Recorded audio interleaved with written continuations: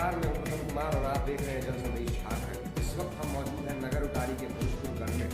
हालांकि कुछ लोग जान चुके होंगे कि हम आपको किससे मिलाने वाले हैं, लेकिन चलिए हम बताते हैं आपको किससे मिलाने वाले हैं। हम जिससे भी आपकी आज मुलाकात कराने वाले हैं वो हालांकि किसी पहचान के मोहताज नहीं, लेकिन फिर भी हम बता देना चाहते हैं कि हम आपको मिलवाने वाले हैं दीपक द्विवेदी से, जो कि समाज सेवी है और जेएमएम के नेता है। तो आपको बताया चलिए पूर्व विधायक द्विवेदी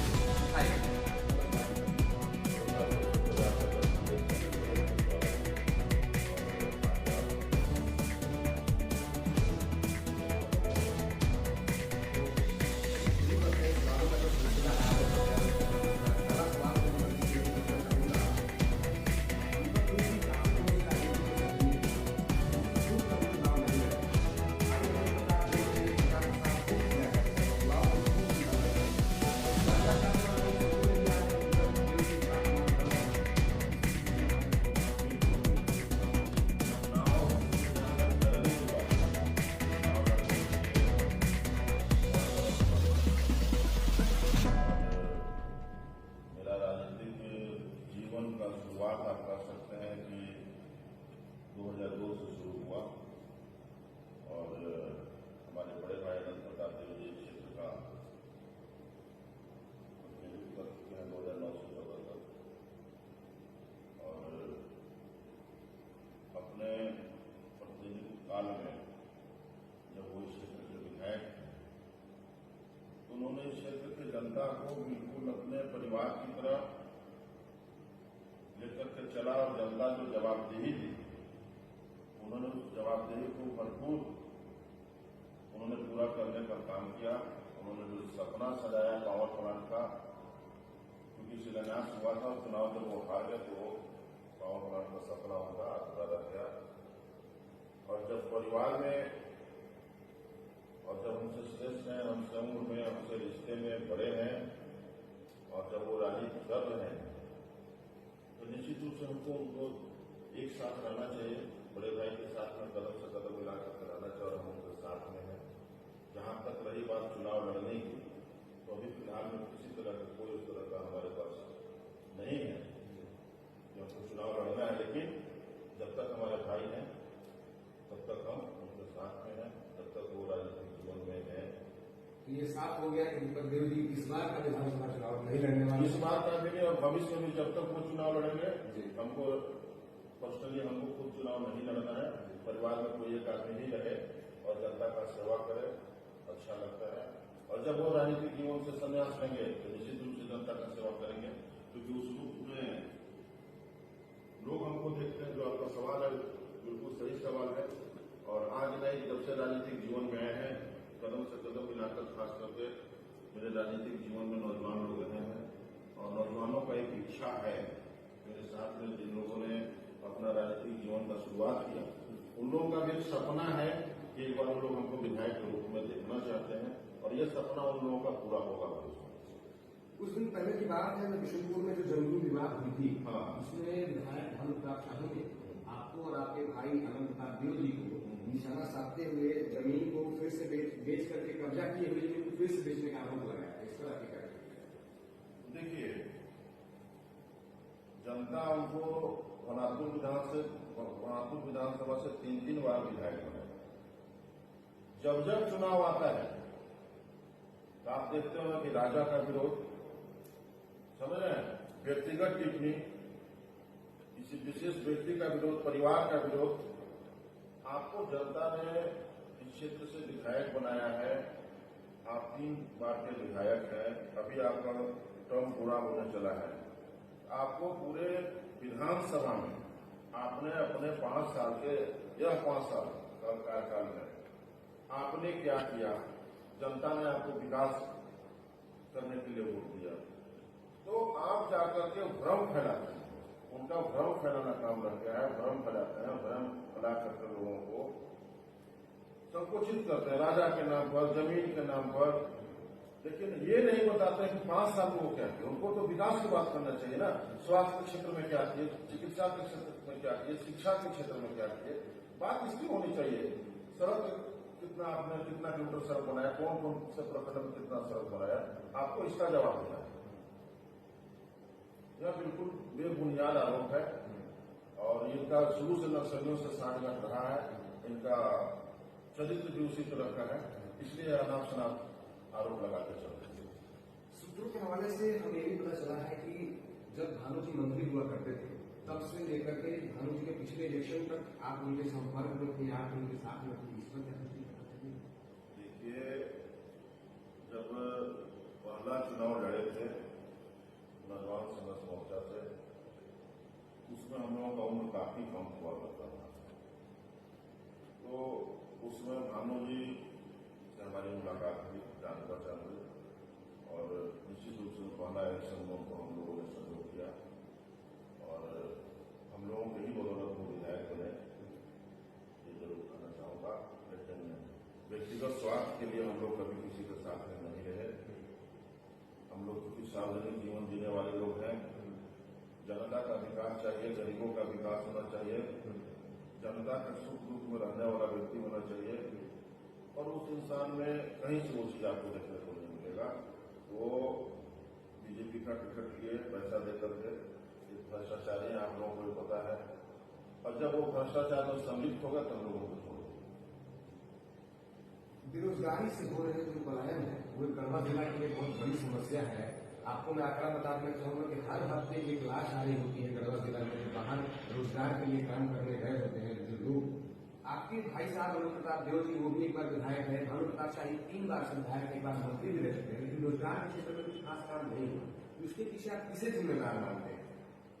देखिए, इसके पीछे जो भी जनप्रतिनिधि, आपको यहाँ पर झारखंड अलग होने के बाद यहाँ पर प्रतिनिधित्व किया आपको रामचंद्र कृष्ण जी, उसके बाद श्री भानु प्रताप शाही जी 3 बार से मिले थे, और 1 बार अनंत प्रताप देव जी।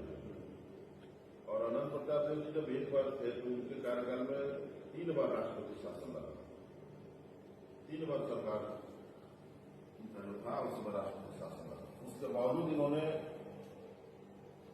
पावर प्लांट का यहाँ पर शिलान्यास कराने का काम किया, और अगर 2014 में अनंत होता है तो रिपीट करते, तो आज यह जो लाश आ रहा है, आज ये लाश आना बंद हो जाता, आज आपका पावर प्लांट हो जाता है यहाँ पर, तो यहाँ के नौजवानों को, काफी संख्या में नौजवानों को रोजगार मिलता।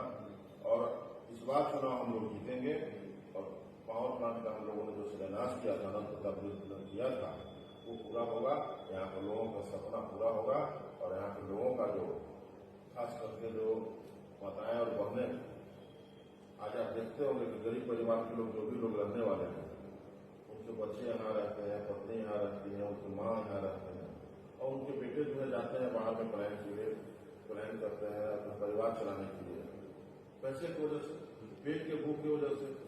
और जब जाते हैं वहां से तो किसी न किसी अनहोनी से आप आए दिन हफ्ते में आपको भी पता है कि लाश आता है, तो उस तरह का नहीं हो, उस पर रोक लगे, इसका हम लोगों का पूरा प्रयास रहेगा। क्योंकि किसी भी नौजवान के यहाँ जब लाश आता है, और हम लोग भी जब जाते हैं तो वहाँ का माहौल बहुत हृदय विदारक होता है, और हम लोग उम्मीद करते हैं कि आने वाले समय में इसको हम लोग पूरा करेंगे। 15 अगस्त की ही बात है कि अनंत प्रताप देव जी और भानु प्रताप शाही जी एक ही मंच पर करौली में देखे जा रहे हैं, फोटोज खूब वायरल होती हैं। पक्ष विपक्ष का जो मानना है, मैं आपको बताना चाहता हूँ कि भाजपा नेता कन्हैया चौबे जो है वो और बसपा नेता नीरज चौबे आरोप लगाते हैं कि दोनों महाराजा एक ही थाली में खाते हैं, मिल करके जनता का विश्वास का हनन करते हैं, जनता को लूटते हैं। इस पर आप क्या करते हैं? देखिए, जनप्रतिनिधि होने के कारण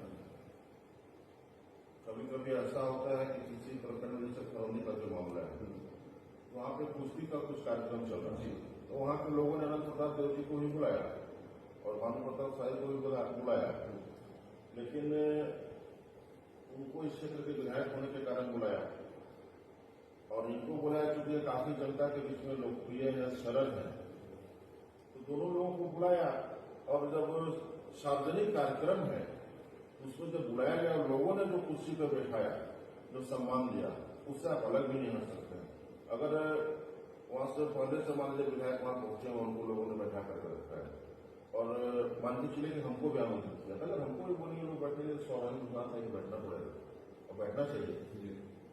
दीपक देव जी का युवाओं में कुछ खास उदाहरण हमें देखने को मिलता है, इसके पीछे भी क्या है? देखिए, उसके पीछे कोई खास विजन तो है, क्योंकि मेरा राजनीतिक जीवन का शुरुआत ही नौजवानों से हुआ है और मेरे राजनीतिक जीवन का और मेरे आज जो भी हैं, जो आप मेरे बारे में चर्चा कर रहे हैं, मेरे पहचान मेरे नौजवानी में। झारखंड में हाल में विधानसभा चुनाव बहुत नजदीक है, इसको लेकर के गहमा गहमी पूरे झारखंड में है। अभी हाल ही में देखने को मिला कि जेएमएम से जो पूर्व मुख्यमंत्री थे चौबई सोरेन की भाजपा में शामिल होने की रकमें तेज हो चुकी है। इस बीच भोगापुर विधानसभा को लेकर के जेएमएम की क्या रणनीति रहने वाली है, किस प्रकार से चुनाव होने? देखिए, भोगापुर विधानसभा का जहां तक चर्चा है, भोगापुर विधानसभा का एक एक जन, एक एक नौजवान, एक एक बुजुर्ग गार्जियन, यहाँ के क्षेत्रीय विधायक के दोहन, शोषण, उत्पीड़न से लोग परेशान हैं और विधायक जो है बिल्कुल नलायक हो चुके हैं, इनके पास कोई काम नहीं रह गया है। विकास का बात अगर आप कीजिएगा तो विकास का बात करेंगे ही नहीं, ये व्यक्तिगत बात करेंगे और भ्रम फैलाने का काम करेंगे। तो आप ही पर आरोप लगाते हैं? आरोप तो लगाना उनका काम है ना। हम बढ़िया काम करते हैं तो हम पर आरोप नहीं लगाएंगे तो किसको लगेगा? आपको लगेगा। बढ़िया काम लोग करेगा उसी पर आरोप लगेगा। उनको कहीं ना कहीं नुकसान पहुंच रहा है तभी ना मुंह खुल रहा है। हमें ये भी सूत्रों से पता चला कि शिकार करना आपका बहुत पसंदीदा हॉबी ये चीज हुआ करता था, इसके बारे में कुछ आप बताना चाहेंगे? देखिए, हम लोग सपना में शिकार करते हैं। हम लोग के पूर्वज जो थे ना, वो शिकार करते थे। हम लोग के बाप दादा और बाबा जो थे, उन लोग शिकार करते थे। जब कहीं कोई जंगल में जानवर नरभक्षी हो जाता था, बाघ वगैरह, गाय वगैरह को मारने लगता था, भैंस को मारने लगता था, तो उन लोग जाते थे वहां पर बचाते। उसके उन लोगों के समय में शिकार खिलाने वाले लोग जाते, ट्रैक करने वाले लोग रहते थे। बाघ किस समय में आ रहा है, तेज बाघ किस समय में आ रहा है, जो गाय भैंस को मार रहा है, तो उन लोग ट्रैक करके मारते थे। हम लोग घर में अपने दादी से, बुजुर्गों से कहानी सुनते हैं कि हमारे पूर्वज बहुत अच्छे शिकारी हुआ करते थे और अब तो यह परंपरा चूंकि खत्म हो चुका है, तो कभी कभी उसी खून से हम लोग चूंकि आते हैं तो सपना उपना में खेल लेते हैं। ऐसे कहाँ शिकार हम लोग खेलते हैं? अच्छा, इस साक्षात्कार के माध्यम से मैं आपसे ये भी पूछना चाहता हूँ कि आखिर क्या दिक्कत है कि झारखंड मुक्ति मोर्चा की सरकार में, चाहे वो सहायक पुलिस हो या पारा शिक्षक हो या मनरेगा कर्मी हो, हड़ताल पर करने पर मजबूर है, आंदोलन करने पर मजबूर है, इसके बारे में?